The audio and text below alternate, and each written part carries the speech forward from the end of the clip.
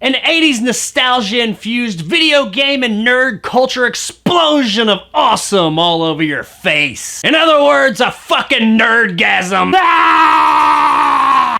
Where the fuck is Gandalf's hat?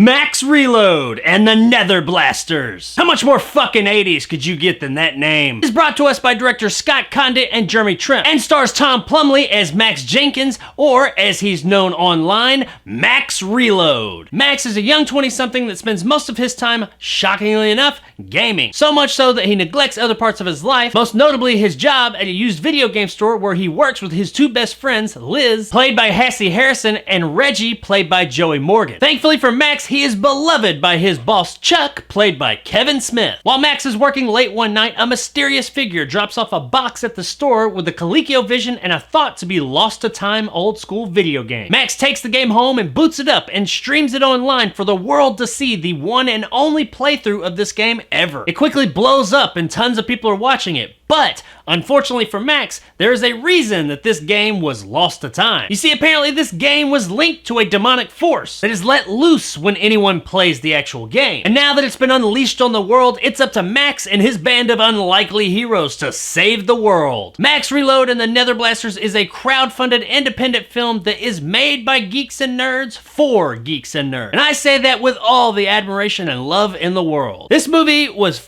fucking awesome. It could quite possibly send you into a retro video game nerd culture overload. If that's not your scene, then this one might not speak to you as much. But if it is, we have a new one. If you would consider yourself a nerd or geek or any of that, especially for 80s retro nostalgia and video game culture, then you are going to love this movie. It's a funny as hell movie that does have lots of in-jokes, but that's not to say that people that aren't in on the jokes can't get it. But if you are into that culture, you will find this movie a whole lot funnier than other people will. And I honestly couldn't help but have a big ass smile on my face from beginning to end of this movie. It's just so much fun. This was absolutely a passion project for everyone involved, and you can see that passion in every frame of film. The story is just ridiculously fun, but it really taps into that video game nerd and retro culture. This movie knows who its audience is, and it absolutely caters to them, and it's just great if you're part of that audience. The performances from everybody on screen have a really carefree, fun attitude to them. It seems like everybody's just having a great time nerding out. And speaking of nerding out, the fucking cast here is amazing. Our main young cast is all really good. They definitely carry the movie. But the amount of famous icons that are in smaller roles or cameos in this movie is pretty fucking staggering, especially for such a small movie. You got Will Wheaton, Kevin Smith, Lin Shaye, Martin Cobra Kai Cove, Greg Grunberg, and Jason Reitman, just to name a few. This movie's got a fucking fantastic cast, and like I said earlier, it seems like they're all having a fucking blast making this great little movie. I mean, hell, this is probably the best work Kevin Smith's done in years. Now, this is a low-budget movie, but they did a lot of very creative things to hide that fact that actually added to the overall really cool feel of the movie. Like, they have a couple of short animated portions throughout the movie and these 8-bit transitions from scene to scene that just really work here. Their special effects are actually really good for a low-budget flick as well. There is a fair amount of special effects work here, but they never go too far with it. It seems like they never overextended themselves beyond what they were capable of doing. So the vast majority of those effects, since they did keep them reined in, look really good. There's one effect that's like this Balrog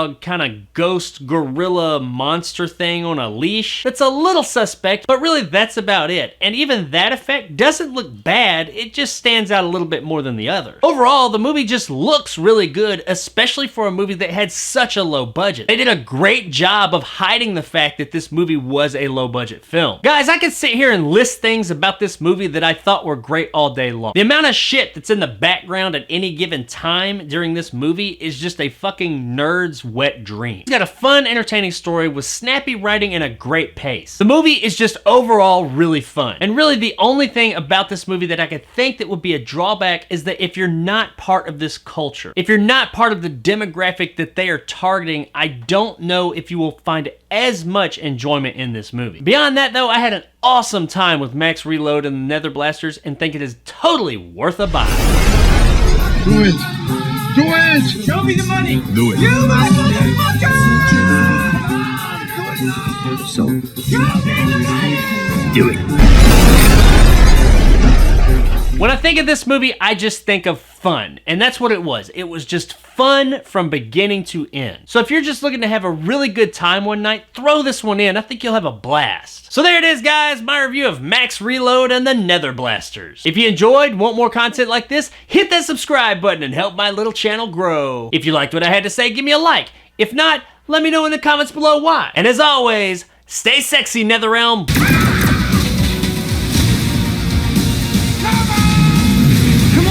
People out there. What? At one point in the movie, they start to refit like this old school video game hardware to weapons so that they can fight these demonic forces. I mean, they got like the Power Glove, the Super Scope 6, the Nintendo Zapper. They've even got like a later model Sega Light Zapper. The one that was for like Virtual Cop. The weird thing is that when I was a kid, I imagined all of these items much like they're portrayed in this movie. Like, pretty much just like they're portrayed in this movie. When I say kid, I probably did this a lot later in life than I should have. Oh well, now those afternoons jumping around my bedroom with a Power Glove, a Nintendo Zapper, and my Super Scope 6 bazooka don't make me feel as weird. I mean, the fact that I was 15 years old doing it, well, I mean, there's still that. Where the fuck is Gandalf's hat?